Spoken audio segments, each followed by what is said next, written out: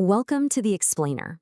Today, we're diving into one of the most dynamic and, let's be honest, controversial characters from the Oracle Paths, Sara. Her story is this incredible look at how beauty, power, and pride can build a warrior and then completely shatter her. So let's get right into it. Right out of the gate, Sara is just a force to be reckoned with. This line, it's not just some throwaway insult. It's her entire philosophy in a nutshell.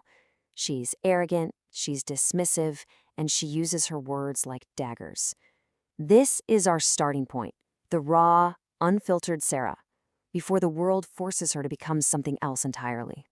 We're going to break down Sara's wild ride across 5 distinct acts. We'll see her go from a manipulative socialite to a powerhouse warrior, watch her spectacular fall from grace, and then follow her as she takes her very first steps on a totally new path toward, maybe, redemption. So when we first meet Sara, her survival strategy has nothing to do with strength.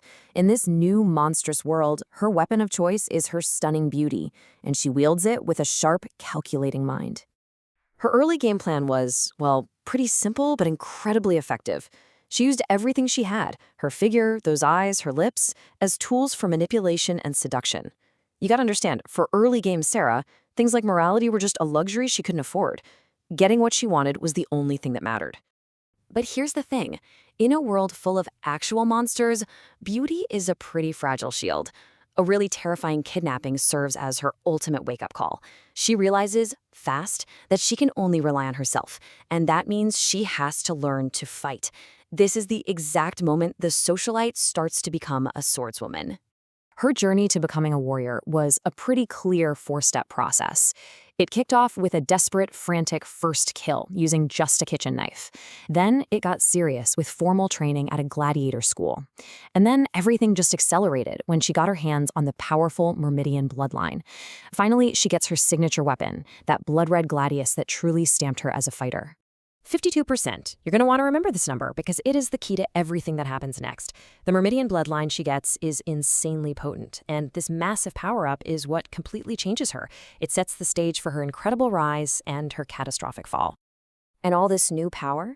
It created a whole new identity. The Myrmidian bloodline didn't just make her stronger. It started to rewrite her code from the inside out, twisting her natural pride into something way, way more dangerous. And you could literally see the transformation happening. Her skin got darker, her hair started to get this golden sheen, and her eyes, they went from blue to this piercing, incredibly confident gold. Her outside was changing to match the pride that was hardening on the inside.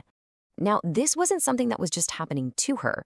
She was all in. She embraced it completely. This quote, from her own point of view, shows she saw this aggressive new personality as a massive upgrade. She absolutely loved the fearless, almost combative woman she was turning into. And this is the crucial takeaway right here. The bloodline didn't create her arrogance. It just took the pride and self-importance that she already had in spades and turned the volume up to 11. It supercharged it, creating this defiant, dangerously overconfident version of herself. So, this brings us to the breaking point. Her overwhelming Myrmidian pride, now mixed with a new, much darker influence, sends her spiraling down a path of total self-destruction. This is the part of the story where her greatest strength becomes her absolute ruin. And then, she adds another toxic ingredient to this already dangerous cocktail, the Chaos Zhorion bloodline. It is exactly as bad as it sounds, just pure, unstable power that rewards violence and irrational thinking. It was like pouring gasoline on the fire of her pride, and it pushed her right over the edge. Her downfall was a perfect storm, really. You had the Myrmidian pride, the corrupting chaos instincts, the bad influence of a sadistic new group, and just a whole string of terrible emotional decisions, a lot of which seemed specifically designed to provoke her most loyal ally, Jake. The whole situation was just waiting to explode. And it all culminates in one single, unforgivable moment. Right in the middle of a huge battle, when the team needed her the most, Sara just gives in to her worst impulses and attacks Jake from behind. It was the ultimate betrayal. There was no walking that back. Jake's response is just absolutely scathing. He lays it all out for her. She threw away her friends and her place for nothing more than ego, and it left her completely broken and corrupted. You can feel the contempt in his words. It just shows you how far she had truly fallen. The consequences hit immediately, and they are severe. She's stripped of her friends, her faction, everything. Sarah hits absolute rock bottom. But it's right there, in the depths of her shame, that she finally makes a real choice to find a new, more disciplined way forward. The bill comes due, and it's brutal. Attacking an ally, that cost her every ounce of trust and respect she had. Breaking her promises got her kicked out, and giving in to her worst instincts left her with nothing but shame and total isolation. She was completely, utterly alone. But, hitting rock bottom can also be a moment of incredible clarity. With nothing left to lose and no more prideful instincts to listen to, she finally takes a hard look at her failure and makes a conscious, deliberate choice about what to do next. And what a choice it is! She decides to trade her chaotic, impulsive freedom for the rigid structure of the military. This isn't just a change of scenery for her. It's a full-on declaration that she is done being a slave to her own impulses.